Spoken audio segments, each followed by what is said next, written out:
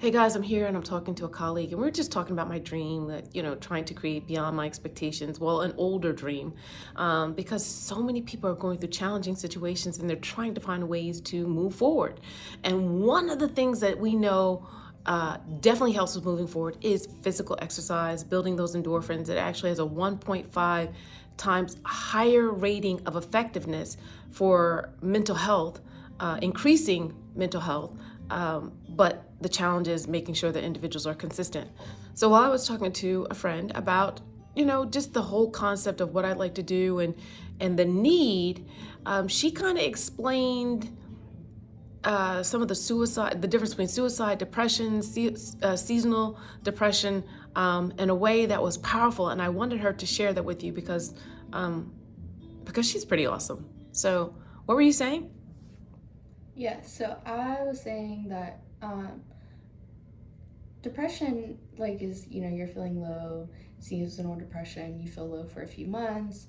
There's things to help with that. But I think suicide is when it gets deeper than that.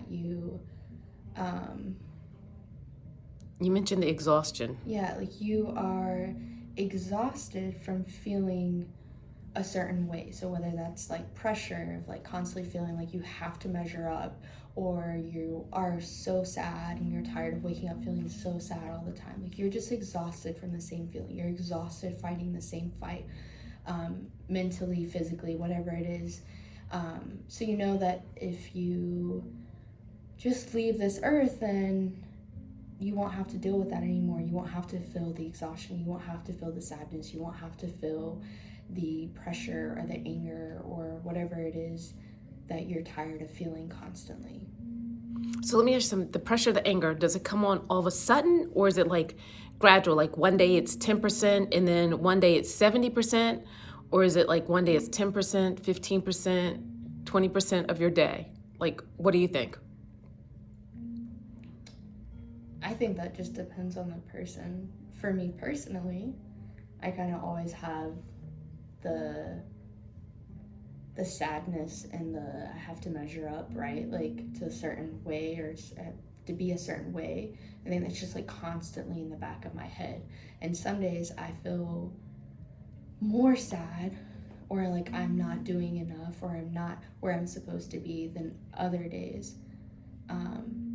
And those days usually are the worst days for me, where it is oh, I really could go through with a plan, or I do feel so exhausted that I just don't want to do this anymore.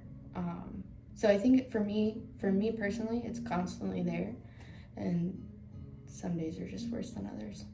So does it get easier so when does it get easier? Does it get easier because you have success in something? Does it get easier because somebody tells you that it's better? Does it get easier because you're sleeping and not experiencing it? What are some of the things that you think help make it less challenging? Does that make any sense? Mm-hmm. Okay. Um, Sleep is a big one, just to completely avoid it. I've been trying to be healthier and do little things that I know that are going to make me feel better, which is an interesting thing, right? Because everybody's like, oh, if you just do a little bit each day, you'll feel better. And I do, but I don't feel better in a sense where it's oh, yes, I can do this, and I don't want to die still. It's just that it's okay, I am proud of myself for not just sitting here, but I'm not woohoo. It's just an interesting feeling because it's really hard to explain. So it's like a broom dust, not Yeah. like a vacuum clean the spot. It shifts it. It shifts the dirt, cleans up a little bit of it, but doesn't Yeah. really suck it out like a vacuum cleaner. Right. Right. I think also just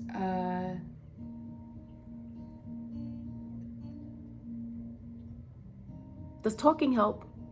I Or think does talking cause you to compare more? talking can help. For me, I just like to isolate.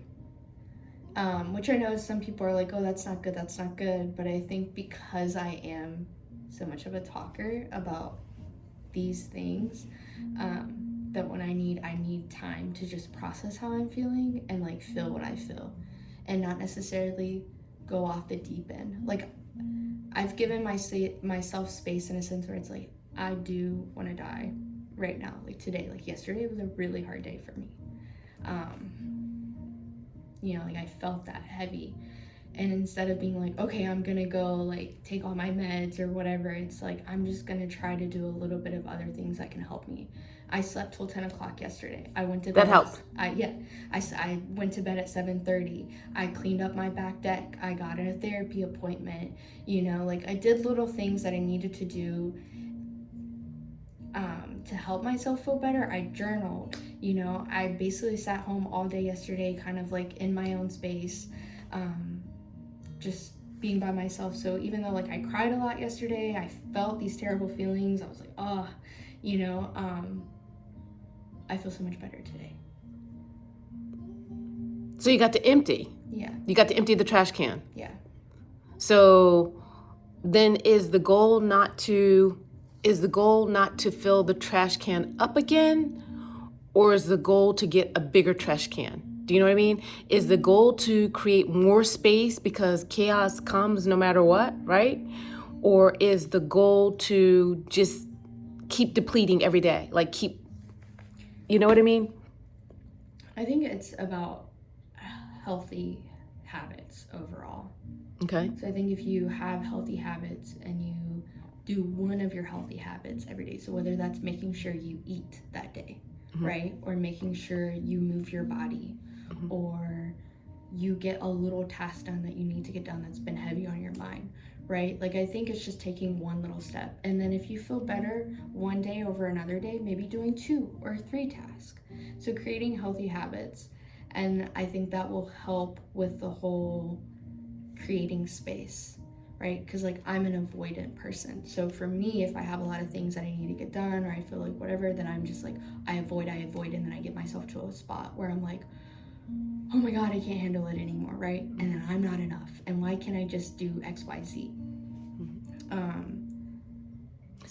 How heavy has it been? So let's say that bag or that container of these emotions, these feelings, right, is 100% bag. Like it can be 100% full. Would you say have you ever reached days of 50% full, 70%? Like how high do you think it's been full of like heavy weights? Definitely 100%. I have tried to commit suicide in the past. I've been in the hospital. Just 4 months ago, I checked myself in. So definitely 100%. It's just about, for me, I don't know, but everyone is different, but for me, I know that one of the biggest things is a bad day is okay. It doesn't mean that you have to end it all, even if you are exhausted. And just to do one good thing that day in a bad day, like a really bad day, just do one thing that's just gonna make you feel a little bit better, and then ride it out. And if you need support, if you need someone, you're like, no, like I really can't be alone, it's like, go be with someone so you aren't alone. You aren't in a space in your head where you're just like, oh, like ruminate, like, you know what I'm saying? Like you're just like on that, you're stuck on it. You really just hate yourself. You hate your life. Like not necessarily being stuck in that mindset. Trying to do something to bring yourself out of it, no matter how exhausted you feel. Because if you do things to help with that exhaustion, it will get better, but you have to do things to help with it. So if it goes from 100% to 90%, is that good?